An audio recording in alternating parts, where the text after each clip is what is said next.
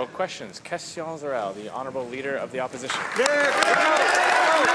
Last fall, the Prime Minister specifically said that Canadian forces would not be pinpointing targets on the ground. The Chief of Defence Staff agreed that that would be a, quote, semi-combat role and it wouldn't fit with a non-combat mission. Is the Minister of Defence now telling us that he disagrees with the Chief of Defence Staff and with his own Prime Minister? Or is he finally willing to admit that this is indeed a combat mission? Does he ask if I agree with the Prime Minister? The Prime Minister says that if you shoot against Canadian armed forces, they will shoot back, Mr. Speaker, and I'm very proud of the work that they're doing. Of course they have to defend themselves, but the real question is, why did the government put them in harm's way after promising Canadians they wouldn't be at the front? That's the real question. Mr. Speaker, we learned more today, that our forces have been caught up in even more firefights. How many gun battles? How many airstrikes?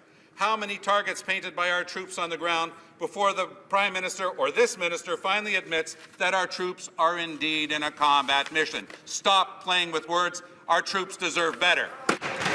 We have been very clear throughout, Mr. Speaker, that we are there to assist the Iraqis in their fight against this terrorist organization, and we are there in support of our air fighters who are operating out of Kuwait. I know the NDP has some problems with this, Mr. Speaker, but I believe most Canadians are with us 100% behind our Canadian armed forces when they stand up against terrorism and take the fight to them. Where is the Prime Minister's plan? When is he going to start creating the next generation of middle-class jobs?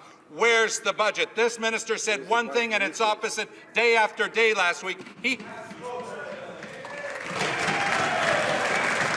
We have a plan. The plan has created 1.2 million net new jobs. We have reduced taxes for Canadians. The last thing that Canada needs now is a high tax plan, a bureaucratic plan, which will drive us. In the fall, the minister tabled an update projecting $81 per barrel for oil. Today, oil is closer to $45. Exactly how much has that difference cost the government so far?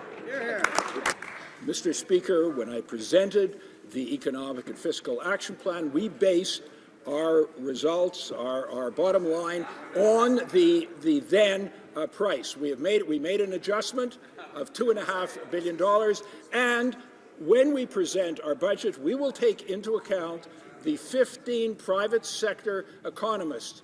As we always do, we will base our projections on their projections, and what we're saying to Canadians is that they should be reassured we have a strong economy, we will balance the budget, and will honour our commitments. The Honourable Minister's officials have given him the answer to my question. He is choosing not to share that with Canadians. The leader of the Liberal Party last week told the hundreds of thousands of people working in the manufacturing sector that they should find another job. He has turned his back on manufacturing just at the moment that the manufacturing sector is emerging from the recession. The worst possible message to send to Canadians. The government said our ground forces would advise and assist, but not accompany Iraqi troops. Now we find out they're routinely on the front lines. Why did the government mislead Canadians? The Honourable Minister of National Defence.